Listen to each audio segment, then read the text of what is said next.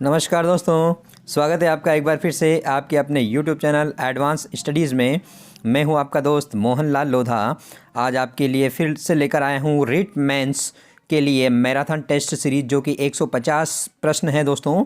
इस 150 प्रश्न में संपूर्ण पाठ्यक्रम के जो प्रश्न हैं वो टॉपिक वाइज शामिल किए गए हैं, और ये जो प्रश्न हैं ये 100% ब्लूप्रिंट पर आधारित है दोस्तों। जिस प्रकार से आपके मुख्य परीक्षा में पूछे जाएंगे प्रश्न, बिल्कुल उसी पैटर्न पर इन प्रश्नों को शामिल किया गया है और उसी स्तर के प्रश्न इसमें रखे गए हैं। निश्चित रूप से दोस्तों इसी पैटर्न पर आपको प्रश्न पत्र मिलने वाला है। और इस टेस्ट में, जी हाँ दोस्तों, इस टेस्ट में अगर आप 100 प्रश्न करते हो, यानी कि 100 प्रश्न आपके इसमें बचते हैं नेगेटिव मार्किंग करने के बाद में, तो आपका सिलेक्शन कोई नहीं रोक सकता है दोस्तों। 100% आपका सिलेक्शन निश्चित है। तो दोस्तों वाकई में टेस्ट मज़ेदार है। आप टेस्ट के अंत तक जरूर बने रहिएगा। और यदि आप चैनल पर नए हैं तो प्लीज़ चैनल को सब्सक्राइब करिए और अपने दोस्तों के साथ शेयर करिए। दोस्तों वीडियो को लाइक करना तो बिल्कुल भी नहीं भूलना है। ओके दोस्तों, तो शुरू करते हैं आज के इस वीडियो लेक्चर का पहला प्रश्न। दोस्तों आपको पता है कि जो पहला पार्ट है वो राजस्थान का इतिहास, कला, संस्कृति और भूगोल से संबंधित है। तो उसी तरीके से मैंने इस टेस्ट को संजोया है, ताकि आप चीज़ों को समझ सकें और पाठ्यक्रम को समझ सकें। ये वक्त है दोस्तों ज़्यादा से ज़्यादा, जी हाँ दोस्तों, ज़्यादा से ज़्यादा ऑब्जेक्टिव करने का। तो इसी को ध्यान में रखते हुए मैं ये टेस्ट सीरीज आपके लिए लेकर आ रहा हूँ। ओके दोस्तों, तो शुरू करते हैं। पहला प्रश्न ये रहा दोस्तों, निम्नलिखित में से कौन सा विकल्प गलत है? जी हाँ दोस्तों, गलत विकल्प का आपको चयन करना है। तो लेखक है और रचना है तो पृथ्वीराज विजय जयानक भट्ट की ये बिल्कुल सही है। एकलिंग महात्म्य जो है महाराणा कुंभा की ये बिल्कुल सही है दोस्तों। अमरसार जीवधर की है। अजीतोदय किसकी है दोस्तों? अजीतोदय अजीत सिंह की नहीं है दोस्तों, ये जगजीवन भट्ट की है। जगजीवन भट्ट की है दोस्तों, इसलिए ये क्या हो जाएगा? ये गलत हो जाएगा। तो अजीतोदय जगजीवन भट्ट की है, अजीत सिंह की ये नहीं है दोस्तों। ओके, नेक्स्ट क्वेश्चन देखते हैं। दूसरा प्रश्न ये रहा दोस्तों, किस शासक ने बांकीदास को, जी हाँ बांकीदास को लाख पसाव के सम्मान प्रदान किया था? तो दोस्तों जो बांकीदास थे वो महाराजा मान सिंह के टाइम पर थे। महाराजा मान सिंह मारवाड़ के, जोधपुर के। तो महाराजा मान सिंह ने लाख पसाव का सम्मान दिया था किसको? बांकीदास को। जी हाँ दोस्तों, बांकीदास को। ओके, नेक्स्ट तीसरा प्रश्न, कौन सी रचना सूर्यमल मिश्रण की नहीं है? जी हाँ दोस्तों, सूर्यमल मिश्रण की रचना कौन सी नहीं है? तो वंश भास्कर सूर्यमल मिश्रण की है। सती रासो भी है, वीर सत्सई भी है। तो कौन सी नहीं है? विरुद्ध क्षेत्री जो कि 1576 में महाराणा प्रताप और अकबर के बीच में युद्ध हुआ था, उससे संबंधित ये रचना है। तो विरुद्ध क्षेत्री जो है ये दुर्सा आड़ा की है। किसकी है दोस्तों? दुर्सा आड़ा की है ये। ओके, तो इसको भी याद रखना। तो इसका सही आंसर क्या हो जाएगा? बी वाला। ओके, नेक्स्ट चौथा प्रश्न, खरीता क्या है? तो दोस्तों खरीता जो है क्या है आपको देखना है। महाराजाओं द्वारा प्रयोग किया जाने वाला हथियार तो ये बिल्कुल नहीं है। महाराजाओं के बीच होने वाला संवाद पत्र, तो दोस्तों महाराजाओं के बीच में होने वाला संवाद पत्र है ये। कौन सा? खरीता। तो बाकी सारे ही जो सारे के सारे ही है वो गलत हैं। सही आंसर क्या है इसका? खरीता। महाराजाओं के बीच होने वाला संवाद पत्र को खरीता बोला जाता था। विभिन्न राजा महाराजाओं के बीच में जो भी पत्राचार होता था उसको खरीता बोला जाता था। ओके, नेक्स्ट पांचवा प्रश्न, निम्नलिखित में से कौन सा विकल्प गलत है? जी हाँ दोस्तों, गलत विकल्प का आपको चयन करना है। ओके, कालीबंगा से संबंधित अमलानंद घोष है। इसकी जो खोज की थी अमलानंद घोष ने की थी। भीनमाल की R.C. अग्रवाल। जी हाँ दोस्तों, R.C. अग्रवाल। गणेश्वर देखना है आपको। और बेराट, जी हाँ दोस्तों, बेराट की जो है दयाराम साहनी ने की थी खोज। ओके, गणेश्वर की भी किसने की थी? R.C. अग्रवाल ने की थी। जी हाँ दोस्तों, R.C. अग्रवाल ने की थी। जबकि V.N. मिश्र ने बालाथल की खोज की थी, बालाथल सभ्यता स्थल की खोज की थी। ओके, तो इसका जो सही आंसर हो जाएगा वो कौन सा हो जाएगा? सी वाला। जी हाँ दोस्तों, सी वाला इसका सही आंसर हो जाएगा। दोस्तों यदि आप हमारे टेलीग्राम चैनल पर जुड़ना चाहते हैं तो आप ये इस नाम से सर्च कर सकते हैं, लर्न विद एडवांस स्टडीज़ बिना स्पेस दिए। तो आपको वहाँ टेलीग्राम चैनल का लिंक मिल जाएगा और आप उससे जुड़ सकते हैं। इस वीडियो लेक्चर के डिस्क्रिप्शन में भी इसका लिंक दिया हुआ है, आप उससे भी जुड़ सकते हैं। ओके दोस्तों, ताकि आने वाले वीडियोज़ के लिंक आपको मिल जाए। छठा प्रश्न देखिएगा, मोड़िया मगरी किसका स्थानीय नाम है? जी हाँ दोस्तों, मोड़िया मगरी किसका स्थानीय नाम है? तो मोड़िया मगरी जो है स्थानीय नाम है वो गिलुंड का है। जी हाँ दोस्तों, गिलुंड का स्थानीय नाम मोड़िया मगरी है। ओके, नेक्स्ट सातवां प्रश्न, अर्ली हिस्ट्री ऑफ इंडिया किसकी पुस्तक है? अर्ली हिस्ट्री ऑफ इंडिया जो पुस्तक है वो V.A. स्मिथ की है दोस्तों, विसेंट ऑर्थर स्मिथ की पुस्तक है, ये याद रखिएगा दोस्तों। दोस्तों इसमें जो जितने भी प्रश्न लिए हैं मैंने इतिहास, कला, संस्कृति के और भूगोल के, जी हाँ दोस्तों, ये प्रश्न सारे के सारे ही मैंने हिंदी ग्रंथ अकादमी की पुस्तक से लिए हैं, सारे प्रश्न प्रामाणिक हैं। ओके दोस्तों, आठवां प्रश्न, बप्पा रावल का मंदिर कहाँ है? जी हाँ दोस्तों, बप्पा रावल का मंदिर जो है वो बप्पा रावल की जो समाधि है उसको बप्पा रावल का मंदिर बोला जाता है। तो ये कहाँ स्थित है? तो ये नागदा में स्थित है दोस्तों। कहाँ स्थित है? नागदा में। ओके दोस्तों, नेक्स्ट प्रश्न देखते हैं, नौवां, कौन सी उपाधि महाराणा कुंभा की नहीं थी? कौन सी नहीं थी? तो विषम घाटी, पंचानन, छाप गुरु, दान गुरु, हिंदू सुल्तान। तो दोस्तों इसका सही आंसर है ए वाला। जी हाँ दोस्तों, ए वाला। विषम घाटी पंचानन जो उपाधि थी वो राणा हम्मीर की थी। किसकी थी? राणा हम्मीर की। तो इसको भी याद रखिएगा आप। देखिएगा 10वां प्रश्न, महाराणा उदय सिंह का राज्याभिषेक कहाँ हुआ था? जी हाँ दोस्तों, महाराणा उदय सिंह का राज्याभिषेक कहाँ हुआ था? तो महाराणा उदय सिंह का राज्याभिषेक कुंभलगढ़ दुर्ग में हुआ था। कहाँ हुआ था? कुंभलगढ़ दुर्ग में। और किसके सहयोग से? मालदेव के सहयोग से, मारवाड़ के शासक मालदेव के सहयोग से महाराणा उदय सिंह का राज्याभिषेक कुंभलगढ़ में हुआ था। ओके, नेक्स्ट 11वां प्रश्न, कर्नल जेम्स टोड ने किस युद्ध को मेवाड़ का मैराथन कहा है? तो दोस्तों ये कहा है मेवाड़ का मैराथन दिवेर युद्ध को। जी हाँ दोस्तों, दिवेर युद्ध को, जो कि 1582 में लड़ा गया था। ओके, मुगलों के बीच और मेवाड़ के बीच में लड़ा गया था। ओके, तो इसको मेवाड़ का मैराथन कहा जाता है। हल्दी घाटी को मेवाड़, राजस्थान की थर्मोपल्ली कहा जाता है। जी हाँ दोस्तों, राजस्थान की थर्मोपल्ली हल्दी घाटी को कहा जाता है, जो कि 1576 में लड़ा गया था।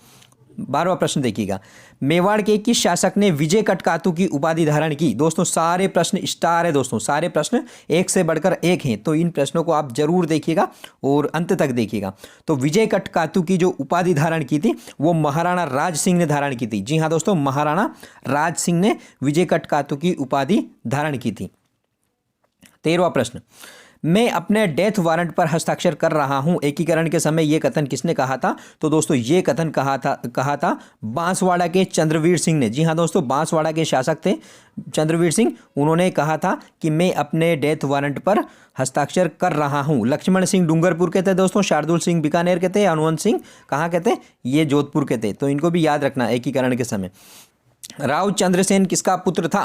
तो दोस्तों राव चंद्रसेन जो थे ये राव मालदेव के पुत्र थे। ओके, नेक्स्ट 15वां प्रश्न, 28 अगस्त 1730 को खेजड़ली की घटना किस शासक के काल में हुई थी?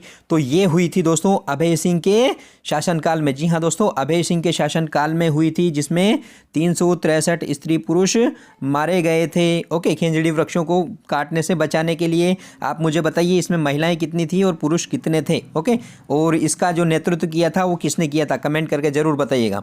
16वां प्रश्न बताइएगा दोस्तों, महाराणा अनूप सिंह को, जी हाँ दोस्तों, महाराणा अनूप सिंह बीकानेर वालों को माही मरातीब की जो उपाधि थी वो किसने दी थी? तो दोस्तों ये उपाधि दी थी इनको औरंगजेब ने। जी हाँ दोस्तों, औरंगजेब ने इनको ये उपाधि प्रदान की थी। ओके, नेक्स्ट दोस्तों मुझे कमेंट करके जरूर बताइएगा कि आपके इस टेस्ट में कितने प्रश्न सही हो रहे हैं। ओके, 17वां प्रश्न देखिएगा, किस रियासत ने अपनी प्रजा के प्रतिनिधित्व के लिए 1913 में, जी हाँ दोस्तों 1913 में प्रजा प्रतिनिधि सभा की स्थापना की थी? तो दोस्तों ये महाराणा गंगा सिंह ने। जी हाँ दोस्तों, महाराणा गंगा सिंह ने बीकानेर रियासत में प्रजा प्रतिनिधि सभा की स्थापना की थी। कब की थी? 1913 में, याद रखना इसको।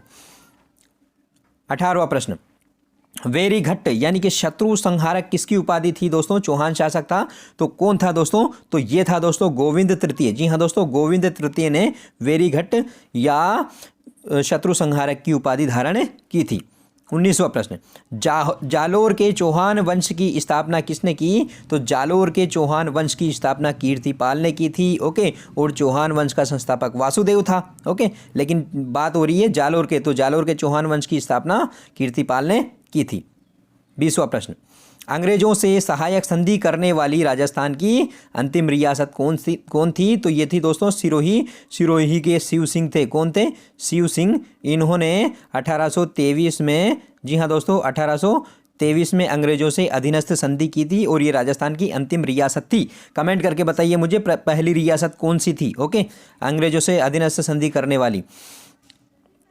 21वां प्रश्न, हवा महल। जी हाँ दोस्तों, हवा महल जो जयपुर में है, इसका वास्तुकार कौन था? तो दोस्तों इसका वास्तुकार जो था वो था उस्ताद लालचंद। जी हाँ दोस्तों, उस्ताद लालचंद। नेक्स्ट 22वां प्रश्न, निम्नलिखित में से कौन सा विकल्प क्या है? गलत है। कौन सा विकल्प गलत है? राजमहल का युद्ध 1747 में हुआ था, बगरू का 1748 में हुआ था, भटवाड़ा का 1761 में हुआ था, तुंगा का 1790 में नहीं हुआ था, 1787 में हुआ था। कब हुआ था? 1787 में। तो ये वाला विकल्प आपका गलत हो जाएगा। ओके, नेक्स्ट, हुरडा सम्मेलन कब हुआ था? तो दोस्तों हुरडा सम्मेलन जो कि मराठों का प्रतिरोध करने के लिए या मराठों को राजस्थान से बाहर निकालने के लिए हुआ था, ये 1734 में हुआ था। और इसकी अध्यक्षता किसने की थी? तो इसकी अध्यक्षता मेवाड़ महाराणा जगत सिंह द्वितीय ने की थी। जी हाँ दोस्तों, जगत सिंह द्वितीय ने की थी और इसके आयोजन में महत्वपूर्ण भूमिका सवाई जय सिंह द्वितीय ने निभाई थी। ओके, हुरडा कहाँ है? तो हुरडा भीलवाड़ा में है दोस्तों। ओके, 24वां प्रश्न, देशी रियासतों के एकीकरण के लिए रियासती सचिवालय की स्थापना कब की? जी हाँ दोस्तों, रियासती सचिवालय की स्थापना कब की थी? तो ये की थी दोस्तों 5 जुलाई 1947 को। जी हाँ दोस्तों, 5 जुलाई 1947 को रियासती सचिवालय की स्थापना की गई थी भारत सरकार द्वारा। 25वां प्रश्न ये रहा आपके सामने, निम्नलिखित में से कौन सा विकल्प गलत है? गलत विकल्प बताना है आपको दुर्ग और निर्माता के संदर्भ में। जी हाँ दोस्तों, तो कुंभलगढ़ दुर्ग का निर्माण महाराणा कुंभा ने करवाया था, जूनागढ़ का राय सिंह ने करवाया था, भटनेर का भूपत ने करवाया था। बिल्कुल सही है, लेकिन अचलगढ़ जो है इसका निर्माण कुंभा ने करवाया था। किसने करवाया था? कुंभा ने। जी हाँ दोस्तों, कुंभा ने करवाया था। तो डी वाला विकल्प आपका गलत हो जाएगा। 26वां प्रश्न देखिएगा, निम्नलिखित में से कौन सा मंदिर भूमिज शैली में निर्मित है? तो दोस्तों सेवड़ी का जैन मंदिर, मैनाल का महानालेश्वर मंदिर, रामगढ़ का भंडदेवरा मंदिर जो कि 12 में है। तो उपयुक्त सभी जो मंदिर हैं वो भूमिज शैली से संबंध रखते हैं, भूमिज शैली में निर्मित हैं। ओके, 27वां प्रश्न देखिएगा, भरतपुर के जाट वंश की स्थापना किसने की? जी हाँ दोस्तों, भरतपुर के जाट वंश की स्थापना किसने की? तो जाट वंश की स्थापना चूड़ामन ने की थी। जी हाँ दोस्तों, चूड़ामन ने की थी भरतपुर के जाट वंश की स्थापना। 28वां प्रश्न, पृथ्वीराज चौहान तृतीय ने सतलज के प्रदेश में भंडारकों को कब पराजित किया था? तो दोस्तों ये किया था 1182 में। जी हाँ दोस्तों, 1182 में। आप मुझे कमेंट करके बताइए कि 1191 की घटना, 1192 और 1178 की घटना का पृथ्वीराज चौहान तृतीय से क्या संबंध है? ओके, सारी तिथियाँ उनके घटनाक्रम से ही संबंधित है। 29वां प्रश्न देखिए, राजसमंद का मोलेला गांव किसके लिए प्रसिद्ध है? तो दोस्तों ये प्रसिद्ध है मृण शिल्प के लिए। जी हाँ दोस्तों, मिट्टी के खिलौने या मिट्टी की कारीगरी के लिए राजसमंद का मोलेला गांव प्रसिद्ध है। काष्ठ कला के लिए क्या प्रसिद्ध है? थेवा कला के लिए और फड़ चित्रण के लिए। इनके बारे में भी आप मुझे कमेंट करके बताइएगा। ओके दोस्तों, नेक्स्ट 30वां प्रश्न, निसारदीन और साहिबदीन किस चित्र शैली के चित्रकार हैं? दोस्तों मैं आपसे गारंटी के साथ कहता हूं कि ये प्रश्न आपको छपे हुए मिलेंगे पेपर में। जब आप पेपर दोगे और देखोगे तो आप वाकई में विश्वास नहीं आपको खुद पर विश्वास नहीं होगा कि इस तरीके के प्रश्न भी आ सकते हैं क्या हूबहू, जैसा मैं इस टेस्ट में शामिल कर रहा हूँ। ऐसे ही प्रश्न, यही प्रश्न, इनमें से आपको कम से कम, आप अगर पूरे ही मेरे वीडियो देखते हो तो मैं कहता हूँ कि आपके 70% प्रश्न इन्हीं वीडियो में से मिलेंगे। क्योंकि आपको भी पता होगा मैं किसी भी प्रश्न को दोबारा से शामिल नहीं करता हूं, सारे प्रश्न ऑर्गेनिक खुद बनाता हूं और उसके बाद मैं उनको टेस्ट में शामिल करता हूं। तो इनकी उपादेयता, इनकी उपयोगिता इसलिए ज़्यादा बढ़ जाती है। ओके दोस्तों, देखिएगा, तो निसारुद्दीन और साहिबदीन किस चित्र शैली के चित्रकार थे? तो ये थे दोस्तों मेवाड़ चित्र शैली के चित्रकार थे। ओके, मेवाड़ चित्र शैली के चित्रकार थे ये दोनों। 31वां, उच्चावच की दृष्टि से हाड़ौती का पठार किसका भाग है? तो दोस्तों उच्चावच की दृष्टि से जो हाड़ौती का पठार है वो मालवा के उत्तरी भाग का हिस्सा है। ओके, मालवा के उत्तरी पठार का भाग है, मालवा के पठार का उत्तरी भाग है। ओके, हाड़ौती का जो पठार है। 32वां, हाड़ौती में विस्तृत अर्धचंद्राकार पहाड़ियाँ कौन सी हैं? तो दोस्तों ये जो अर्धचंद्राकार पहाड़ियाँ हैं ये बूंदी एवं मुकुंदरा, जी हाँ दोस्तों, बूंदी एवं मुकुंदरा की अर्धचंद्राकार पहाड़ियाँ हाड़ौती में विस्तृत हैं। ओके, नेक्स्ट 33वां प्रश्न, बीड़ किसे कहते हैं? जी हाँ दोस्तों, बीड़ किसे कहते हैं? तो सघन घास के जो क्षेत्र होते हैं उनको बीड़ कहा जाता है। ओके, देखिएगा दोस्तों 34वां प्रश्न, निम्न में से चंबल की सहायक नदी नहीं है। चंबल की सहायक नदी कौन सी नहीं है? तो काली सिंध भी है, पार्वती भी है, मेज भी है। तो दोस्तों कौन सी नहीं है? बाणगंगा। जी हाँ दोस्तों, बाणगंगा चंबल की सहायक नदी नहीं है। तो बताइए दोस्तों, बाणगंगा कहाँ जाकर के गिरती है? मुझे कमेंट करके जरूर बताइएगा। आप कमेंट करने में बहुत कंजूसी करते हैं दोस्तों, वीडियो देखने के दौरान ये आप कमेंट कर सकते हैं। 35वां प्रश्न, जल स्वावलंबन अभियान का उद्देश्य है। तो दोस्तों क्या है जल स्वावलंबन अभियान का उद्देश्य? जल संरक्षण। जी हाँ दोस्तों, जल संरक्षण इसका मुख्य उद्देश्य है। ओके दोस्तों, 36वां प्रश्न, राजस्थान स्टेट इन्वायरमेंट पॉलिसी की घोषणा किस वर्ष की गई? तो ये की गई थी दोस्तों 2010। जी हाँ दोस्तों, 2010 में राजस्थान स्टेट एनवायरनमेंट पॉलिसी की घोषणा की गई। 37वां प्रश्न, डार्क जोन किसे कहते हैं? तो दोस्तों डार्क जोन कहते हैं भूजल की संकट स्थिति को क्या कहते हैं? डार्क जोन कहते हैं। जब किसी भी क्षेत्र में भूजल की बहुत ज़्यादा स्थिति खराब हो जाती है, वहाँ भूजल खत्म हो जाता है, तो उसको डार्क जोन बोला जाता है। ओके, 28वां प्रश्न, स्वर्ण कोठी कहाँ स्थित है? सोने की कोठी कहाँ स्थित है? तो ये टोंक में स्थित है दोस्तों। कहाँ स्थित है? टोंक में। नेक्स्ट, डूंडलोद किसके लिए प्रसिद्ध है? तो डूंडलोद इमारतों एवं हवेलियों के प्रसिद्ध है। ओके, डूंडलोद इमारतों और हवेलियों के लिए प्रसिद्ध है। दोस्तों आपके सिलेबस में छूटा कुछ भी नहीं है, क्योंकि पर्यटन में सारी चीज़ें आ जाती है। ओके, जितने भी पर्यटन स्थल हैं वो सारे ही इसमें आ जाते हैं पर्यटन में, जैसे कि प्राकृतिक पर्यटन, स्थापत्य वगैरह, ये सारे ऐतिहासिक सारी चीज़ें इसमें पर्यटन में आ जाती है। तो आपके सिलेबस में राजस्थान से संबंधित कुछ भी चीज़ छूटी नहीं है, सब चीज़ें शामिल है। तो आप ये ना सोचें कि ये टॉपिक किससे संबंधित है। ओके, 40वां प्रश्न देखिएगा, लोक कला मंदिर कहाँ स्थित है? जी हाँ दोस्तों, लोक कला मंदिर कहाँ स्थित है? तो लोक कला मंदिर स्थित है दोस्तों उदयपुर में। जी हाँ दोस्तों, लोक कला मंदिर उदयपुर में स्थित है। ओके, नेक्स्ट 41वां प्रश्न, वीजा और मावा किस जनजाति के उपभाग है? तो दोस्तों ये सांसी जनजाति के उपभाग है, जो कि भरतपुर में पाई जाती है। 42वां प्रश्न, राजस्थान में पहली रेल सेवा कब प्रारंभ हुई थी? तो दोस्तों राजस्थान में पहली बार रेल सेवा जो है अप्रैल 1874 में प्रारंभ हुई थी। 43वां प्रश्न, जयपुर मेटल्स में क्या बनाया जाता है? तो दोस्तों जयपुर मेटल्स में बिजली के मीटर बनाए जाते हैं। क्या बनाए जाते हैं? बिजली के मीटर बनाए जाते हैं। 44वां प्रश्न, राजस्थान स्टेट केमिकल्स वर्क्स कहाँ स्थित है? तो दोस्तों ये स्थित है डीडवाना में। जी हाँ दोस्तों, डीडवाना नागौर में स्थित है, जो कि नमक बनाने का काम करती है। ओके, 45वां प्रश्न, राजस्थान में लिग्नाइट भंडार स्थित है। तो राजस्थान में लिग्नाइट भंडार कहाँ स्थित है? तो ये स्थित है पलाना, कपूरडी और मेड़ता रोड पर। ओके दोस्तों, यहाँ पर राजस्थान में लिग्नाइट के भंडार स्थित है। ओके, नेक्स्ट 46वां प्रश्न, राजस्थान में किस वैकल्पिक ऊर्जा स्रोत की अत्यधिक संभावना है? तो दोस्तों राजस्थान में सौर ऊर्जा के वैकल्पिक स्रोत की सबसे ज़्यादा संभावनाएं हैं दोस्तों। जी हाँ दोस्तों, सौर ऊर्जा की जो है राजस्थान में सबसे ज़्यादा संभावना है। ओके, नेक्स्ट 47वां प्रश्न, पवन ऊर्जा की राजस्थान में उपयुक्त दशाएं किस क्षेत्र में अत्यधिक है? तो पवन ऊर्जा की सबसे ज़्यादा संभावनाएं हैं वो पश्चिमी राजस्थान में है, क्योंकि यहाँ पर एक तो रेगिस्तानी इलाका है, दूसरी बात पेड़ पौधे नहीं होने से हवाएं निर्बाध रूप से चलती हैं, विशेष रूप से अरावली के पश्चिमी भाग में।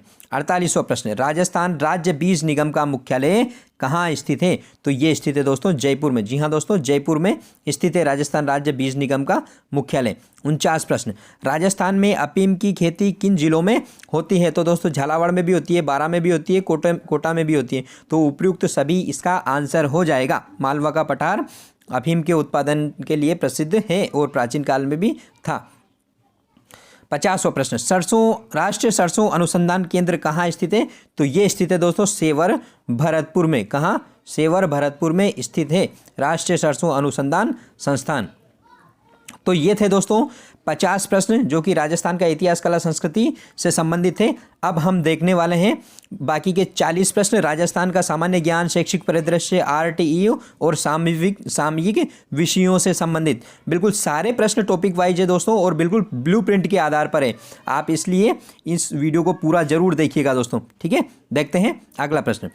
51वां प्रश्न देखिए, प्रबंधन का पोस्ट कोर्ब का सूत्र किसके द्वारा दिया गया? तो दोस्तों ये जो सिद्धांत दिया गया है या ये सूत्र दिया गया है लूथर गुलिक और उर्विक के द्वारा दिया गया है। पोस्ट कोर्ब का मतलब होता है planning, organizing, staffing, directing, coordination, reporting और बजटिंग। इसको इसी तरीके से आप याद रख सकते हैं। ओके, प्रबंधन से संबंधित है ये। नेक्स्ट, अखिल भारतीय देसी राज्य लोक परिषद की स्थापना कब हुई? अखिल भारतीय देसी राज्य लोक परिषद की जो स्थापना हुई थी दोस्तों, ये हुई थी 1927 में। जी हाँ दोस्तों, 1927 में अखिल भारतीय देसी राज्य लोक परिषद की स्थापना हुई थी। याद रखना इसको। देखिएगा दोस्तों, 53 प्रश्न, राजस्थान ग्रामीण ओलंपिक खेलों का शुभंकर था। क्या था तो दोस्तों? तो इसका शुभंकर जो था वो था शेरू। जी हाँ दोस्तों, शेरू इसका शुभंकर था। ओके, नेक्स्ट 54वां प्रश्न, अशोक मेहता समिति व बलवंत राय मेहता समिति का संबंध किससे है? तो दोस्तों अशोक मेहता समिति और बलवंत राय मेहता समिति का संबंध पंचायती राज की स्थापना से है। ओके, नेक्स्ट 55वां प्रश्न, जेंटलमैन एग्रीमेंट किस रियासत से संबंधित है? तो दोस्तों जेंटलमैन एग्रीमेंट जो है आमेर रियासत या जयपुर रियासत से संबंधित है, जो कि 1942 में हुआ था। और किस किस के बीच में हुआ था? जयपुर के प्रधानमंत्री सर मिर्जा इस्माइल और जयपुर प्रजामंडल के कार्यकर्ता हीरालाल शास्त्री के बीच में हुआ था, भारत छोड़ो आंदोलन में हिस्सा लेने या न लेने के संदर्भ में। ओके, नेक्स्ट 56वां प्रश्न, आरटीई 2009 के अंतर्गत निम्न में से सही नहीं है। सही नहीं है ये देखना है। तो पहला विकल्प धारा 10 माता पिता के कर्तव्य निर्धारित है, बिल्कुल सही है। अध्याय 2 में निःशुल्क शिक्षा का अधिकार है बच्चों के लिए, बिल्कुल सही है। धारा 21 विद्यालय विकास योजना, विद्यालय विकास योजना का संबंध नहीं है दोस्तों धारा 21 से। धारा 21 से संबंध एसएमसी के गठन से है। एसएमसी का गठन धारा 21 के अंतर्गत किया जाना है। और अध्याय 5 पाठ्यक्रम का निर्धारण और पाठ्यक्रम का पूर्ण किया जाना निश्चित है। तो धारा 21 वाला गलत हो जाएगा क्योंकि विद्यालय विकास योजना धारा 22 में है। ओके, नेक्स्ट 57वां प्रश्न, आभानेरी का हर्षद मंदिर मूलतः समर्पित था। तो किसको समर्पित था? ये था दोस्तों भगवान विष्णु को समर्पित था। ओके, आभानेरी दोसा वाला। नेक्स्ट, राजस्थान में सर्वप्रथम सूर्योदय कहाँ होगा? निम्नलिखित विकल्पों के अनुसार आपको बताना है। तो यानी कि सबसे पूर्वी जिला कौन सा है इनमें? तो सबसे पूर्वी जिला इसमें जयपुर हो जाएगा। कौन सा हो जाएगा दोस्तों? जयपुर हो जाएगा, क्योंकि ये बाकी के 3 अपेक्षाकृत पश्चिम में है। नेक्स्ट 59वां प्रश्न, पश्चिमी क्षेत्र संस्कृति शोध संस्थान कहाँ स्थित है? जो कि अखिल भारतीय स्तर का संस्थान है। तो ये स्थित है दोस्तों उदयपुर में। जी हाँ दोस्तों, उदयपुर में पश्चिमी क्षेत्र संस्कृति शोध संस्थान स्थित है। 60वां प्रश्न, पौरा क्या है? जी हाँ दोस्तों, पौरा क्या है? तो पौरा वीर रस प्रधान रचना है। जी हाँ दोस्तों, वीर रस प्रधान रचना को पौरा बोला जाता है। 61वां प्रश्न देखिएगा, राजस्थान सरकार द्वारा राष्ट्रीय शिक्षा नीति 2020 के अध्ययन तथा राज्य की शिक्षा नीति तैयार करने हेतु एक समिति का गठन किया है। इसके अध्यक्ष कौन थे? तो दोस्तों इसके अध्यक्ष जो थे वो थे हरिकृष्ण आर्य। जी हाँ दोस्तों, हरिकृष्ण आर्य थे। राजस्थान सरकार ने 3 सदस्यीय एक समिति का गठन किया है जिसके अध्यक्ष हरिकृष्ण आर्य थे और अन्य 2 सदस्य ओम प्रकाश सारस्वत और ओमकार सिंह थे, जबकि मोहन राम का इससे कोई संबंध नहीं है। 62वां प्रश्न देखिएगा, राष्ट्रीय शिक्षा नीति 2020 का मुख्य आधार स्तंभ क्या है? तो इसके जो मुख्य आधार स्तंभ है वो सब तक पहुंच यानी कि एजुकेशन फॉर ऑल और जवाबदेही और गुणवत्ता, तो उपयुक्त सभी इसके आधार स्तंभ है। 63 प्रश्न, NEP का पूरा नाम क्या है? तो दोस्तों न्यू एजुकेशन पॉलिसी इसका नाम बिल्कुल भी नहीं है। ये आप मत कर देना, क्योंकि बार बार ये कहा जाता है कि नई शिक्षा नीति 2020, लेकिन न्यू नहीं है। इसका सही नाम है नेशनल एजुकेशन पॉलिसी, जिसने कि 1986 की नेशनल एजुकेशन पॉलिसी का स्थान लिया है। ओके, तो इसका सही नाम है दोस्तों नेशनल एजुकेशन पॉलिसी 2020। ओके, 64वां प्रश्न, निम्नलिखित में से कौन सा राजस्थान के समग्र शिक्षा अभियान का मुख्य लक्ष्य नहीं है? समग्र शिक्षा अभियान का ये ध्यान रखना है। तो प्रौढ़ शिक्षा को बढ़ावा देना, विद्यालय शिक्षा में सामाजिक और लैंगिक अंतर को कम करना, ये बिल्कुल है सही है दोस्तों। व्यावसायिक शिक्षा को बढ़ावा देना बिल्कुल सही है। विद्यालय शिक्षा के सभी स्तरों पर समानता और समावेश को सुनिश्चित करना बिल्कुल सही है दोस्तों। तो पहला वाला इसका आंसर गलत हो जाएगा, क्योंकि लक्ष्य नहीं है ये पूछा है, तो प्रौढ़ शिक्षा को बढ़ावा देना इसका लक्ष्य नहीं है। 65वां प्रश्न देखिएगा, शिक्षण का सत्तावादी स्तर केंद्रित है। तो कौन सा शिक्षण का सत्तावादी स्तर केंद्रित है? किसमें सत्तावादी लक्षण आपको नजर आ रहे हैं? तो शिक्षक केंद्रित, शिशु केंद्रित, प्रधानाध्यापक केंद्रित, अनुभव केंद्रित। तो दोस्तों अगर कोई भी शिक्षण व्यवस्था शिक्षक केंद्रित होगी तो वो सत्तावादी होगी। तो इसका विकल्प क्या हो जाएगा? ए वाला बिल्कुल सही हो जाएगा। 66वां प्रश्न, मानसिक क्रांति का संबंध किस विचारधारा से है? दोस्तों ये स्कूल मैनेजमेंट से संबंधित है। तो मानसिक क्रांति का संबंध है वो वैज्ञानिक प्रबंधन विचारधारा से संबंधित है। ओके, किससे? वैज्ञानिक प्रबंधन विचारधारा से संबंधित है। किसका? मानसिक क्रांति का। ओके। 67वां प्रश्न, निम्नलिखित में से कौन सी प्रबंधन की प्रकृति नहीं है? प्रबंधन की प्रकृति कौन सी नहीं है? तो प्रबंधन भौतिक विज्ञान है, प्रबंधन मानव संसाधन द्वारा क्रियान्वित की सार्वभौमिक प्रक्रिया है, क्रियान्वयन की सार्वभौमिक प्रक्रिया है, बिल्कुल सही है। प्रबंधन एक कला है। ओके, प्रबंधन एक सामाजिक दायित्व है, बिल्कुल सही है दोस्तों। ये भौतिक विज्ञान नहीं है, प्रबंधन विज्ञान जरूर है लेकिन भौतिक विज्ञान नहीं है, इसलिए ये वाला विकल्प आपका सही हो जाएगा। 68वां प्रश्न, शिक्षा दर्शन कार्यक्रम। जी हाँ दोस्तों, शिक्षा दर्शन कार्यक्रम कब शुभारंभ किया गया? तो शिक्षा दर्शन कार्यक्रम जो प्रारंभ किया गया था वो प्रारंभ किया गया था 21 जून 2021 को। जी हाँ दोस्तों, 21 जून 2021 को शिक्षा दर्शन कार्यक्रम प्रारंभ किया गया था।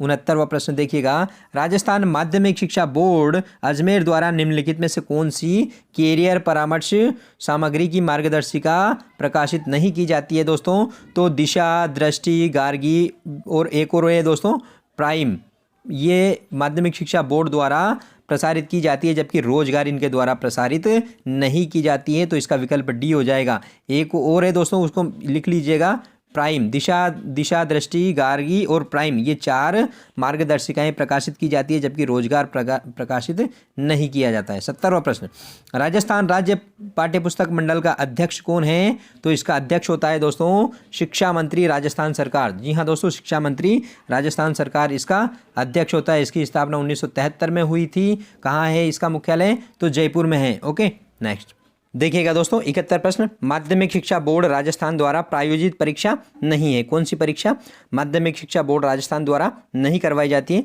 तो वरिष्ठ उपाध्याय जो संस्कृत विभाग की 12वीं की परीक्षा ये भी करवाई जाती है। व्यावसायिक शिक्षा जो कि 9वीं 10वीं 11वीं 12वीं की होती है वो भी करवाई जाती है। और राज्य प्रतिभा खोज परीक्षा ये भी करवाई जाती है दोस्तों। तो कौन सी नहीं करवाई जाती है? तो प्रारंभिक शिक्षा पूर्णता प्रमाण पत्र ये परीक्षा इसके द्वारा नहीं करवाई जाती है दोस्तों। इसका केवल प्रमाण पत्र इसके द्वारा दिया जाता है। इसकी जो परीक्षा है ये करवाई जाती है पंजीयक शिक्षा विभागीय राजस्थान बीकानेर के द्वारा कक्षा 5वीं और 8वीं की परीक्षा पंजीयक शिक्षा विभागीय परीक्षाएं राजस्थान बीकानेर के द्वारा विभिन्न डाइट्स के सहयोग से करवाई जाती हैं। ओके, तो इसका क्या आंसर हो जाएगा? इसका आंसर हो जाएगा सी वाला। ओके, नेक्स्ट 72वां प्रश्न, डाइट द्वारा, जी हाँ दोस्तों, डाइट द्वारा आरंभ में कौन से स्तर की शिक्षा के लिए कार्य आरंभ किया गया? तो प्राथमिक शिक्षा। जी हाँ दोस्तों, प्राथमिक शिक्षा के लिए कार्य प्रारंभ किया गया था। 73वां प्रश्न, कुवलय माला ग्रंथ में कितनी देसी भाषाओं का उल्लेख मिलता है? तो कुवलय माला में 18 देसी भाषाओं का उल्लेख मिलता है, जिसके लेखक उद्योतन सूरी है। जो दोस्तों कौन है? उद्योतन सूरी है, जो कि राजस्थान के इतिहास से संबंधित और राजस्थानी भाषा से संबंधित प्राचीनतम ग्रंथ माना जाता है। 74वां प्रश्न, निम्नलिखित में से कौन सा विकल्प असंगत है यानी कि गलत है? देखिए दोस्तों, केहर प्रकाश बख्तावर जी बिल्कुल सही है। वीरमायण बादरदाड़ी सही, बिल्कुल सही है दोस्तों। बुद्धि विलास दोस्तों कवि जल की नहीं है। बुद्धि विलास किसकी है? बखत राम की है। किसकी है? बखत राम की रचना है दोस्तों। जबकि कवि जल की बुद्धि रासो है। जी हाँ दोस्तों, बुद्धि रासो जो है किसकी है? कवि जल की है। ओके, इनको याद रखना। और प्रताप रासो जो है जाचक जीवन की है। तो इसका सही आंसर है वो सी वाला हो जाएगा। नेक्स्ट 75वां प्रश्न, दशहरा मेला कहाँ आयोजित किया जाता है या कहाँ का प्रसिद्ध है? तो दशहरा मेला कोटा का प्रसिद्ध है। संपूर्ण भारत में। 76 प्रश्न, जायरीन क्या है? जी हाँ दोस्तों, जायरीन क्या है? तो मुस्लिम जो श्रद्धालु होते हैं उनको जायरीन बोला जाता है। क्या बोला जाता है? जायरीन, श्रद्धालुओं को। ओके, जो कि विभिन्न धार्मिक स्थानों पर जियारत करते हैं उनको जायरीन कहते हैं। जियारत को यात्रा या धार्मिक यात्रा बोला जाता है। 77वां प्रश्न, चार भुजा का मेला कहाँ भरता है? तो चार भुजा का मेला राजसमंद जिले में भरता है। 77वां प्रश्न के बाद में देखिएगा 78वां प्रश्न, पर्युषण पर्व। जी हाँ दोस्तों, पर्युषण पर्व किस धर्म से संबंधित है? तो जैन धर्म से संबंधित है। मुझे संधि विच्छेद करके बताइए पर्युषण शब्द का, ओके, कमेंट में। 79 क्वेश्चन, नौटंकी किस क्षेत्र का प्रसिद्ध है? तो भरतपुर धौलपुर, जो कि उत्तर प्रदेश से के सीमावर्ती जिले हैं, वहाँ का नौटंकी नाट्य शैली प्रसिद्ध है। नेक्स्ट, रमझोल और लेजिम क्या है? तो रमझोल और लेजिम जो है ये वाद्य यंत्र हैं। जी हाँ दोस्तों, वाद्य यंत्र हैं, आभूषण वस्त्र और रीति रिवाज नहीं है, ये वाद्य यंत्र हैं। 81वां प्रश्न देखिएगा, राजस्थान का कबीर किसे कहा जाता है? तो दादू दयाल को राजस्थान का कबीर कहा जाता है। नेक्स्ट, 82वां प्रश्न, राम स्नेही संप्रदाय की रेण शाखा के संस्थापक कौन है? तो ये है दोस्तों संत दरियाव जी। जी हाँ दोस्तों, संत दरियाव जी राम स्नेही संप्रदाय की रेण शाखा के संस्थापक हैं। 83 प्रश्न, RTE 2009 प्रतिबंधित करता है, किसको प्रतिबंधित करता है, रेस्ट्रिक्ट करता है? तो किसको करता है दोस्तों? शारीरिक और मानसिक उत्पीड़न को प्रतिबंधित करता है, बच्चों के लिए स्क्रीनिंग प्रक्रिया यानी कि प्रवेश परीक्षा को प्रतिबंधित करता है, कैपिटेशन शुल्क को प्रतिबंधित करता है। तो उपयुक्त सभी इसका आंसर हो जाएगा। देखिएगा नेक्स्ट 84 प्रश्न, RTE 2009 के अंतर्गत किसके कर्तव्य निर्दिष्ट नहीं है? किसके कर्तव्य निर्दिष्ट नहीं है? तो समुचित सरकार के भी है, स्थानीय प्राधिकारी के भी है, माता पिता के भी है। ओके, तो किसके कर्तव्य निर्दिष्ट नहीं है? तो ये निर्दिष्ट नहीं है दोस्तों, विद्यार्थियों के कर्तव्य इसमें निर्दिष्ट नहीं है दोस्तों। समुचित सरकार के कर्तव्य है वो धारा 8 में निर्दिष्ट है, स्थानीय प्राधिकारी के 9 में, और माता पिता के धारा 10 में निर्दिष्ट है। इनको इसी तरीके से याद रख सकते हैं आप, 8, 9, 10, समुचित सरकार, स्थानीय प्राधिकारी और माता पिता। 84 क्वेश्चन के बाद में देखिएगा 85वां प्रश्न, विद्यालय प्रबंधन समिति की कार्यकारी समिति में निर्वाचित सदस्यों की संख्या कितनी होती है? तो 11 सदस्य क्या होते हैं? निर्वाचित होते हैं। कितने सदस्य? 11 सदस्य निर्वाचित होते हैं। टोटल सदस्य कार्यकारी में 16 होते हैं, जिसमें से 50% क्या होती है? महिलाएं होती हैं। नेक्स्ट, 86वां प्रश्न, राजस्थान कृषि प्रसंस्करण एवं कृषि व्यवसाय एवं निर्यात प्रोत्साहन नीति कब घोषित की गई? तो ये 17 दिसंबर 2019 को घोषित की गई। कब? 17 दिसंबर 2019 को घोषित की गई, इसको याद रखना। नेक्स्ट, 87वां प्रश्न, मुख्यमंत्री एकल नारी सम्मान पेंशन योजना किनसे संबंधित है? तो ये विधवा से है, तलाकशुदा से है, परित्यक्ता से है। तो उपयुक्त सभी इसका आंसर हो जाएगा। 88वां प्रश्न, इंदिरा गांधी शहरी क्रेडिट कार्ड योजना किससे संबंधित है? तो दोस्तों ये शहरी क्षेत्रों में फुटकर जो व्यापार करते हैं स्ट्रीट वेंडर, उनसे संबंधित है। उनको 50,000, जी हाँ दोस्तों, 50,000 रुपये की ब्याज मुक्त ऋण उपलब्ध करवाने की ये योजना है। 89 प्रश्न, प्रधानमंत्री मातृवंदन योजना में लाभार्थी को कितनी राशि दी जाती है? तो इसके अंतर्गत दोस्तों 4 चरणों में 6,000 रुपये की राशि प्रदान की जाती है। नेक्स्ट, 90 प्रश्न, इंदिरा महिला शक्ति निधि योजना यानी कि IM शक्ति योजना किससे संबंधित है? तो दोस्तों ये महिलाओं के कौशल विकास से संबंधित है। महिलाओं के कौशल विकास से संबंधित है दोस्तों। एक और इससे मिलती जुलती योजना है जिसका नाम है इंदिरा शक्ति योजना। ये निधि है दोस्तों, ये निधि है, इसलिए ये कौशल विकास से संबंधित है। और एक इंदिरा शक्ति योजना है, वो दोस्तों उसका नाम उड़ान भी है, तो वो महिला स्वच्छता से संबंधित है, जिसके अंतर्गत सैनिटरी नैपकिन वितरण का प्रावधान है, वो अलग है। तो ये थे दोस्तों टॉपिक सेकंड से संबंधित प्रश्न। अब हम देखेंगे शिक्षा मनोविज्ञान से संबंधित प्रश्न, जो कि 10 प्रश्न आने हैं आपके, और ये 20 नंबर के हैं आपके लिए। ओके, तो इसके अंतर्गत देखते हैं 91वां प्रश्न ये रहा दोस्तों आपके सामने। सिगमंड फ्रायड के मनोविश्लेषणात्मक सिद्धांत के किस भाग के अंतर्गत व्यक्ति की शारीरिक और मूल आवश्यकताएं होती है? तो ये होती है ईड या इदम के अंतर्गत। ओके, नेक्स्ट 92वां प्रश्न, प्रायोजना विधि के जनक कौन है? तो किलपैट्रिक प्रायोजना विधि के जनक है। 93 प्रश्न, सृजनात्मकता मुख्य रूप से संबंधित होती है, तो किस तरीके से संबंधित है? तो दोस्तों ये होती है केंद्र से परिधि की ओर, यानी कि अपसारी चिंतन जिसके अंतर्गत होता है वो सृजनात्मकता के लक्षण हैं। तो इसका सही आंसर है अपसारी चिंतन। नेक्स्ट 94 प्रश्न, हावर्ड गार्डनर के बहुबुद्धि जो व्यक्ति के आत्मबोध हेतु सर्वाधिक योगदान देगा वह क्या हो सकता है? तो ये हो सकता है दोस्तों अंतर्वैयक्तिक। जी हाँ दोस्तों, अंतर्वैयक्तिक। ओके, नेक्स्ट 95वां प्रश्न, प्रेरकों का वर्गीकरण अनेक विद्वानों ने किया, मेस्लो द्वारा किया गया वर्गीकरण सही ढंग से निम्न में से किस विकल्प में दिया गया है? तो ये दिया गया है दोस्तों, मेस्लो ने जो दिया है वो जन्मजात और अर्जित दो तरीके के प्रेरक दिए हैं। नेक्स्ट 96वां प्रश्न, किशोरावस्था आदर्शों की अवस्था है, सिद्धांतों के निर्माण की अवस्था है, साथ ही जीवन का सामान्य समायोजन भी है। यह परिभाषा किसने दी है? तो ये दी है दोस्तों जीन पियाजे ने। नेक्स्ट 97वां प्रश्न, अधिगम अनुभव के परिणाम स्वरूप व्यवहार में परिवर्तन द्वारा व्यक्त होता है। तो ये परिभाषा किसने दी है? तो ये परिभाषा दी है क्रोनबेक ने। नेक्स्ट 98वां प्रश्न, विकास किसका परिणाम है? तो विकास जो परिणाम है वो परिपक्वता और अधिगम का परिणाम होता है। नेक्स्ट 99वां प्रश्न, निम्नलिखित में से कौन सा थॉर्नडाइक के अधिगम सिद्धांत का मुख्य नियम नहीं है? जी हाँ दोस्तों, मुख्य नियम नहीं है ये पूछा है। तो ये है दोस्तों बहुप्रतिक्रिया का नियम, जबकि अभ्यास का नियम, प्रभाव का नियम, तत्परता का नियम, ये तीन मुख्य नियम है। बहुप्रतिक्रिया का नियम जो है ये गौण नियम है। ओके, नेक्स्ट 100वां प्रश्न देखिएगा, समस्या का अचानक समाधान मिलना किस सिद्धांत की मान्यता है? तो ये अंतर्दृष्टि या सूझ का सिद्धांत है। जी हाँ दोस्तों, सूझ के सिद्धांत इनसाइट थ्योरी के अंतर्गत जो है समस्या का अचानक समाधान मिलता है। अब देखते हैं दोस्तों सूचना संप्रेषण तकनीक से संबंधित प्रश्न। 101वां प्रश्न देखिए, राज ई ज्ञान पर सामग्री किसके रूप में उपलब्ध है? तो स्कूल स्तरीय पाठ के रूप में, एनिमेशन और ऑडियो के रूप में, ई पुस्तक और शिक्षाविद के रूप में। तो उपयुक्त सभी इसका आंसर हो जाएगा। 102 प्रश्न देखिए, डेटा का रखरखाव और प्रबंधन कहलाता है। तो क्या कहलाता है दोस्तों? ये कहलाता है क्लाउड स्टोरेज। जी हाँ दोस्तों, क्या कहलाता है? ये क्लाउड स्टोरेज कहलाता है। ओके, नेक्स्ट 103, बेरोजगार युवाओं को सूचनाएं एवं सेवाएं देने के उद्देश्य से किस पोर्टल की शुरुआत की गई है?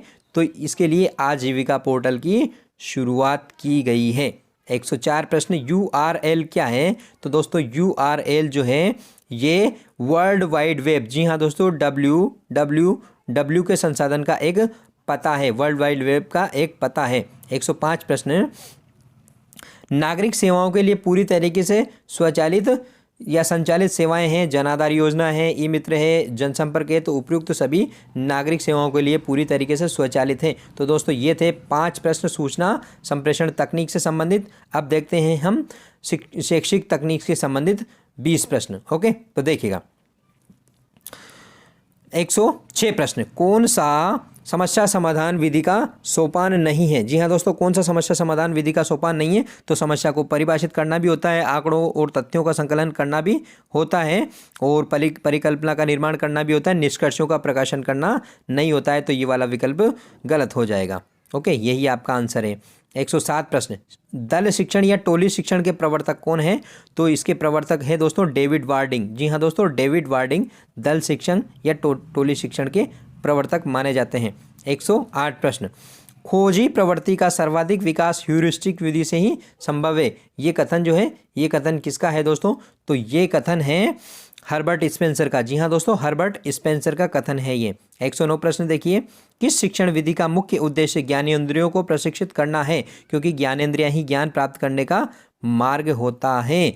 तो ये है दोस्तों मॉन्टेसरी विधि। जी हाँ दोस्तों, मॉन्टेसरी विधि जो जिसके प्रवर्तक मारिया मॉन्टेसरी है, जो कि कक्षा 1 से 5 तक यानी कि प्राथमिक स्तर के बच्चों के लिए उपयोगी है। 110 प्रश्न, जिस प्रकार माली बगीचे को जल से सिंचित करके पौधे का विकास करता है, उसी प्रकार विद्यालय रूपी बगीचे में अध्यापक रूपी माली ज्ञान रूपी जल से विद्यार्थी रूपी पौधे को सिंचित करके विकसित करता है। ये कथन किस शिक्षा शास्त्री का है?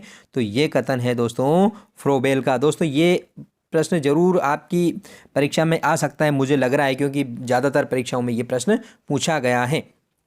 जो प्रश्न ज़्यादा पूछे जाते हैं उनकी प्रोबेबिलिटी ज़्यादा रहती है। 111वां प्रश्न देखिए, सामाजिक अध्ययन मानवीय संबंधों का अध्ययन है, उक्त परिभाषा किसकी है? जी हाँ दोस्तों, उक्त परिभाषा है जो किसकी है? तो दोस्तों ये है जेरोलिमेक की परिभाषा। 112 प्रश्न देखिएगा, सामाजिक अध्ययन शिक्षण का उद्देश्य है। तो क्या उद्देश्य है? प्राकृतिक विज्ञान एवं लोक कलाओं का अध्ययन करना, ये भी होता है। मानवीय संबंधों का अध्ययन करना होता है। अंतर्राष्ट्रीय एकता और विश्व बंधुत्व की भावना का विकास भी करना भी होता है। तो सभी इसका आंसर हो जाएगा। उपयुक्त सभी सामाजिक अध्ययन शिक्षण का उद्देश्य है। दोस्तों प्लीज़ वीडियो को लाइक ज़रूर करिएगा, चैनल को सब्सक्राइब ज़रूर करिएगा और अपने दोस्तों के साथ शेयर ज़रूर करिएगा। 150 प्रश्न बनाने में और इनका वीडियो बनाने में बहुत मेहनत लगती है दोस्तों। बस मैं यही चाहता हूं कि आपका सिलेक्शन 100% श्योर हो, इसलिए ये सब मैं कर रहा हूं आपके लिए दोस्तों। तो आपसे सिर्फ इतना ही चाहता हूं कि आप अगर चैनल पर नए हैं तो प्लीज़ चैनल को सब्सक्राइब ज़रूर करिएगा, ताकि आने वाले जो वीडियोज़ हैं उनके नोटिफिकेशन आपको मिल जाएँ और आप आने वाले वीडियोस का भी लाभ उठा सकें। ओके दोस्तों यदि आपके इन वीडियो लेक्चर के जो 150 प्रश्न हैं उसमें से 100 प्रश्न आपके नेगेटिव मार्किंग के बाद में बच रहे हैं, तो निश्चित मानिए आप अच्छी तैयारी है आपकी और आप रैंक कर रहे हैं, यूँ मानिए, क्योंकि नेगेटिव के बाद में 100 प्रश्न बचना बहुत मुश्किल होता है। आप नोटबुक और पेन लेकर बैठ सकते हैं। इनको करने के लिए आप टैली कर सकते हैं कि कौन सा प्रश्न मुझे आ रहा है और कौन सा नहीं आ रहा। इस तरीके से आप अपना मूल्यांकन कर सकते हैं। दोस्तों बहुत कम समय में 150 प्रश्नों का आकलन हम यहाँ कर रहे हैं, तो निश्चित रूप से ये वीडियो आपके लिए बहुत कारगर है। यदि आप करने बैठोगे तो आपको एक तो खुद को समझना पड़ेगा चीज़ों को किसी भी मॉडल टेस्ट पेपर में, और उसमें गलतियां, जी हाँ दोस्तों, गलतियों की भरमार होती है। पता नहीं कितनी गलतियां होती है मॉडल टेस्ट पेपर में, और परीक्षा में एक प्रश्न भी मायने रखता है। ओके, तो इसलिए इसकी उपादेयता है इस टेस्ट पेपर की बहुत ज़्यादा है दोस्तों। तो इसलिए आपको चैनल को सब्सक्राइब करना है और अपने दोस्तों के साथ शेयर करना है। ओके दोस्तों, तो चलते हैं अगला प्रश्न देखते हैं। 113 प्रश्न ये रहा। पूर्व निर्धारित लक्ष्य या उद्देश्य की प्राप्ति किस सीमा तक हुई है, इसकी जांच करना क्या कहलाता है? मूल्यांकन कहलाता है। ओके, 114 प्रश्न। निम्नलिखित में से कौन सा निगमन विधि का गुण नहीं है? निगमन, जी हाँ दोस्तों, इंडक्टिव डिडक्टिव मेथड। तो डिडक्टिव मेथड का जो गुण है वो कौन सा नहीं है? तो यह संक्षिप्त एवं व्यवहारिक विधि होती है। तो बिल्कुल सही है। यह अध्ययन की प्रक्रिया को सक्रिय और रुचिकर बनाती है। ये गलत है दोस्तों, सक्रिय और रुचिकर नहीं बनाती है। इससे स्मरण शक्ति का विकास होता है, पाठ्यक्रम समय पर पूर्ण करना संभव होता है। तो बाकी सभी सही है, लेकिन बी वाला गलत है, क्योंकि ये सक्रिय और रुचिकर नहीं है, ये अध्यापक केंद्रित शिक्षण विधि है। 115वां प्रश्न। संश्लेषण विधि से सूखी घास से तिनका निकाला जा सकता है, परंतु विश्लेषण विधि से तिनका स्वयं बाहर निकलने की चेष्टा करता है। उक्त कथन किसका है दोस्तों? तो उक्त कथन है कार्ल जुंग का। जी हाँ दोस्तों, कार्ल जुंग का है। ओके, 116वां प्रश्न देखिएगा। प्राथमिक स्तर पर अंकगणित शिक्षण की सर्वश्रेष्ठ विधि कौन सी है? तो प्राथमिक स्तर पर गणित शिक्षण की सर्वश्रेष्ठ विधि है वो है संश्लेषण विधि। जी हाँ दोस्तों, संश्लेषण विधि। 117वां प्रश्न। निम्नलिखित में से कौन सी मूल्यांकन की विशेषता नहीं है? मूल्यांकन की विशेषता कौन सी नहीं है? तो मूल्यांकन से भविष्यवाणी संभव है। जी हाँ दोस्तों, भविष्यवाणी कर सकते हैं। ये मात्रात्मक होता है, मात्रात्मक नहीं होता है दोस्तों। ये क्या होता है? गुणात्मक होता है। क्या होता है?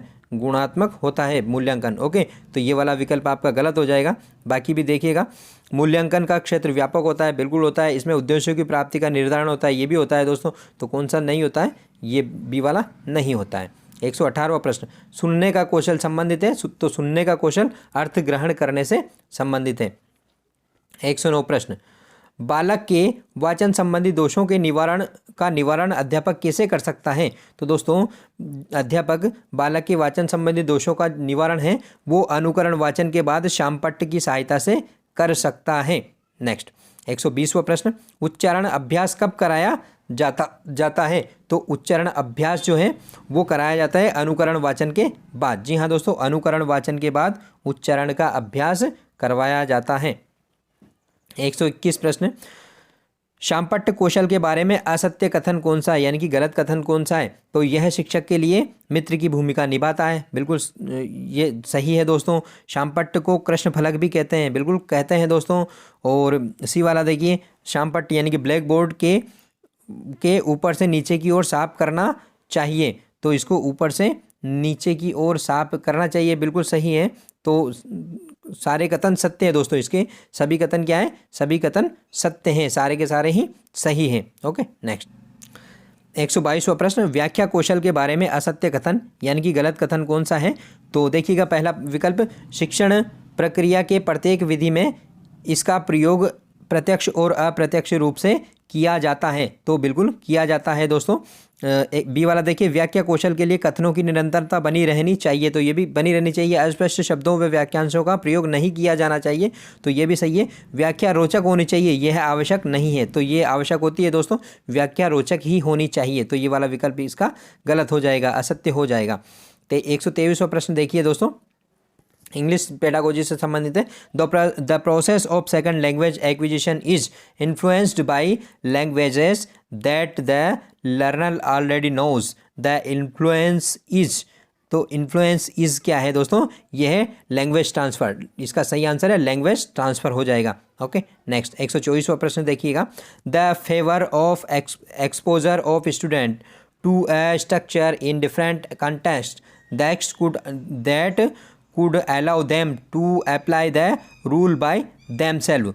तो ऐसी शिक्षण विधि या ऐसी विधि जिसके अंतर्गत विद्यार्थियों को स्वयं रूल्स अप्लाई करने के लिए प्रेरित करती हो, तो ये कौन सी है दोस्तों, तो ये हो जाएगी इंडक्टिव। जी हाँ दोस्तों, इंडक्टिव मेथड हो जाएगा इसका। Okay next 125, learning a new language after puberty leads two of a foreign language. तो इसका सही आंसर हो जाएगा दोस्तों difficulty in acquisition. Difficulty in acquisition, परिपक्वता के बाद में भाषा के अधिग्रहण करने में कठिनाई होती है। ओके, नई भाषा सीखने में। 126वां प्रश्न, learner who develop an increase awareness of their own style of learning and teachers awareness of student individual style enhance learning. तो ये किस तरीके से है, यानी कि बच्चे स्वयं सीखते हैं और अध्यापक इसमें सहायता करते हैं, तो ये किस तरीके की अधिगम प्रक्रिया है, तो ये है दोस्तों कोऑपरेटिव अधिगम प्रक्रिया। जी हाँ दोस्तों, कोऑपरेटिव लर्निंग है ये। ओके 127वां प्रश्न, शिक्षण अभी शैक्षिक रीति विज्ञान से संबंधित प्रश्न समाप्त हो चुके हैं दोस्तों। अब हम L1 के जो विद्यालय विषय से संबंधित प्रश्न हैं उनको देखने वाले हैं। ओके, विद्यालय विषय में पहले देखते हैं हम सामाजिक विज्ञान से संबंधित प्रश्न। तो ये है, संविधान सभा में भेजे गए राजस्थान के प्रतिनिधि और संबंधित रियासत के संदर्भ में कौन सा विकल्प गलत है। तो माणिक्यलाल वर्मा उदयपुर से भेजे गए थे, जयनारायण व्यास जोधपुर से भेजे गए थे, दलेल सिंह कोटा से भेजे गए थे, बलवंत सिंह मेहता ये उदयपुर से थे दोस्तों। कहाँ से थे, उदयपुर से थे। और जयपुर से कौन थे, हीरालाल शास्त्री थे दोस्तों। तो इसका डी वाला विकल्प गलत हो जाएगा। ओके नेक्स्ट 128वां प्रश्न, पानीपत का प्रथम युद्ध किनके बीच में लड़ा गया। तो पानीपत का जो प्रथम युद्ध लड़ा गया था वो बाबर और इब्राहिम लोदी के बीच में 1526 में लड़ा गया था। ओके 129वां प्रश्न, भारत में सबसे अधिक किस प्रकार के वन पाए जाते हैं। तो भारत में जो वन पाए जाते हैं वो उष्णकटिबंधीय पर्णपाती वन सबसे ज़्यादा एरिया में पाए जाते हैं। 130वां प्रश्न, भारत शासन अधिनियम 1935 की विशेषता क्या थी। जी हाँ दोस्तों, भारत शासन अधिनियम 1935 की विशेषता क्या थी। तो इसमें प्रांतीय स्वायत्तता भी थी, केंद्र में द्वैध शासन भी था, राज्यों में द्वैध शासन की समाप्ति भी थी। तो उपयुक्त सभी इसका आंसर हो जाएगा। 131 प्रश्न, हिंदी शिक्षण, हिंदी सब्जेक्ट से संबंधित, इनमें से किस शब्द का संधि अशुद्ध है। ओके, संधि जो है अशुद्ध है। तो देवी प्लस अवतरण, तो देवी अवतरण हो जाएगा। स्त्री प्लस उपयोगी, स्त्री उपयोगी, ये गलत है दोस्तों। देखिएगा आगे, अधि प्लस अधीन, अध्यधीन, ये सही है। सत प्लस मार्ग, सन्मार्ग हो जाएगा, बिल्कुल सही है। तो इसका सही आंसर हो जाएगा बी वाला या दूसरे नंबर का, स्त्री उपयोगी होगा। इसका क्या होगा, स्त्री उपयोगी। ओके, स्त्री ये त्रयु और आगे स्त्रियोपयोगी, इस तरीके से होगा इसका आंसर। ओके, स्त्री उपयोगी। ओके, ये त्रय आधा आएगा और ये के साथ में आएगा ये। ओके नेक्स्ट 132वां प्रश्न, इनमें से किस शब्द में परा उपसर्ग नहीं है। परा उपसर्ग किस में नहीं है। तो पराधीन, पराभव, परामर्श। तो परा प्लस जय है, परा प्लस अवमर्श है और परा प्लस भव है। ओके, तो पर प्लस अधीन होता है दोस्तों। क्या होता है, पर प्लस अधीन होता है, परा प्लस अधीन नहीं होता है। तो इसका पहला वाला विकल्प गलत हो जाएगा, यही आपका आंसर है। 33वां प्रश्न, इनमें से वर्तनी की दृष्टि से कौन सा शब्द शुद्ध है यानी कि सही है। तो कवयित्री नहीं होता है, कवयित्री नहीं होता है दोस्तों, कवयित्री होता है, कवयित्री। ये मात्रा वी के नहीं लगती है, ई के लगती है। ओके, शुश्रूषा इसका सही आंसर है दोस्तों, शुश्रूषा इसका सही आंसर है। दंपत्ति में इस तरीके का ती आता है दोस्तों। ओके, और त्योहार में एक मात्रा आती है, तो सही आंसर क्या है? शुश्रूषा। ओके, नेक्स्ट 134, इनमें से किस वाक्य में अकर्मक क्रिया है? तो वह पतंग उड़ाता है, उड़ा रहा है, क्या उड़ा रहा है? पतंग, कर्म है। किसान खेत जोतता है, क्या जोतता है? खेत जोतता है। मजदूर चाय पी रहा है, तो चाय पी रहा है, कर्म है। पक्षी उड़ रहा है, तो ये वाला अकर्मक क्रिया हो जाएगी। 135 प्रश्न, choose the right answer from the given alternative.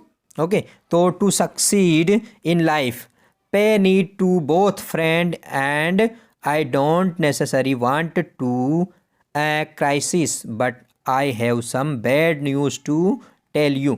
तो ये है दोस्तों इसका, इसमें जो आंसर आएगा वो आएगा पार्टिसिपेट।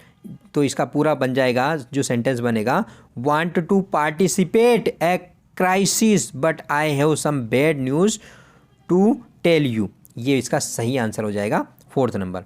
136 प्रश्न, he was very ill last year but thanks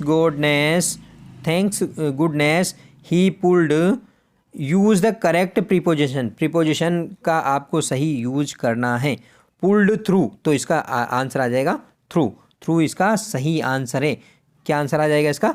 ए वाला। ओके, नेक्स्ट 137 प्रश्न, these clothes have to be washed. Okay, तो इसको किस में चेंज करना है? ये पैसिव है, पीवी को एवी में चेंज करना है। तो क्या बनेगा इसका? तो इसका बनेगा दोस्तों 137 में somebody has to wash this clothes. इसका ये एक्टिव वॉइस बन जाएगा। ओके, 138वां प्रश्न देखिए, जिसमें दोनों पद प्रधान होते हैं, उस समास को क्या कहते हैं? तो इसको कहते हैं दोस्तों द्वंद्व समास। जी हाँ दोस्तों, द्वंद्व समास में दोनों पद यानी कि उभय पद प्रधान होते हैं। ओके, नेक्स्ट देखिएगा 139वां प्रश्न, the leader ask his followers go away.